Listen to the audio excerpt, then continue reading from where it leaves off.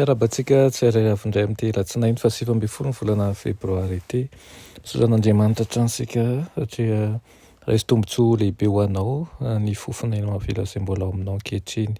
Tsaro fa tsy ny rehetra no manana an'izany tombontsoa izany kanefa ianao anatin'ny mahazo ka dia hivalio manjakariva. Alohan'ny dirantsika ny hamofinaina an'io dia hivavaksika.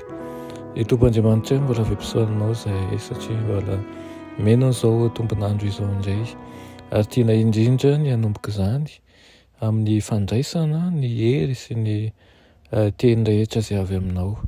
Kotoloha lalana izay Tompo ary meteza ianao. Amindra fo aminay aminaran'i Jesosy. Amen. Lohateny mofinainantsika androany dia manao ny toetra tsara no ankasitrahana indrindra. Nalaina amin'ny Salamo 8:7 manao hoe ary aoka ho aminay ny fahasoavan'ny Tompo Andriamanitray. Amen.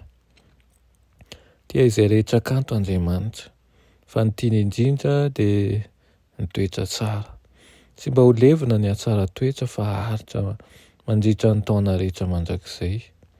Ny hevitra ny ity ilay mpiangaly mpanakanto nge zalaka nataony tsara tarehy indrindra eny mihoatra noho ny voninahitry Solomona azy manahoana ny fioaran'ny ataony ho an'ny olona izay endrik'Andriamanitra sy voninahiny ireny mafy ny ahita an'izany an'io toetra amam-panahy izay manam-pitovena aminy tahaka ny tanamasoandro mizara loko ihany. Mizara loko samihafa ilay tanamasoandro tena kanto amin'ny voninkazo no ataon'Andriamanitra izay mizara ny akantony toetra amam-panahiny ihany koa amin'ny fanahy rehetra. Izay rehetra mifidy ny fanjakam-pitiavana sy ny fahamarinana ary ny fiadanan'i Kristy ka mametraka ny tombontsoan'izany ho ambonin'ny hafa rehetra dia mifamatotra amin'ny fiainan'ny any ambony. Ary azy ny fitahiana rehetra izay ilaina ho amin'ity fiainana ity.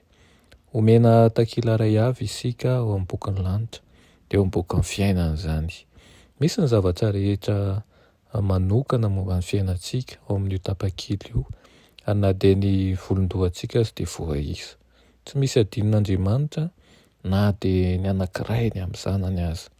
Io sehosehoana arak'izao tontolo izao na mihezinezina aza dia tsy misy vidiny izany eo mason'Andriamanitra. Ny tsy hita maso sy ny mandrakizay no melanja ambonin'izay miseho ivelany sy ny ara-nofo. Tsy manana tombam-bidy ireo faran'ireo raha tsy maneho andretsy voalohany indretsy.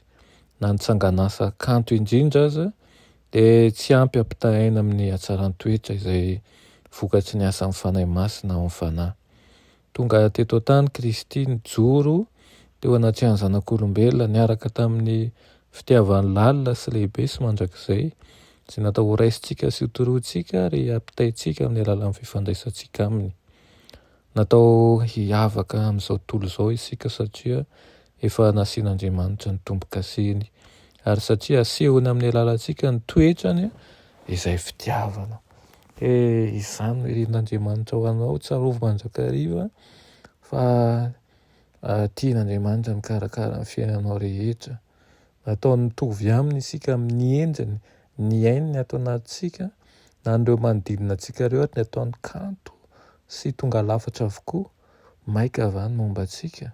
Tsy mba adinona isika fa manana ny endriny noho izany dia teny ny karakara. Anjarantsika no manolotra ny fontsika, ho sokafantsika hidirany ary koa ny ekentsika ny hanovany antsika amin'ny fahatsarana. Vavaksika. Ry Andriamanitra tsara ny izan-danitra mbola misaotra anao Tompo izay mihay anay mandrakariva.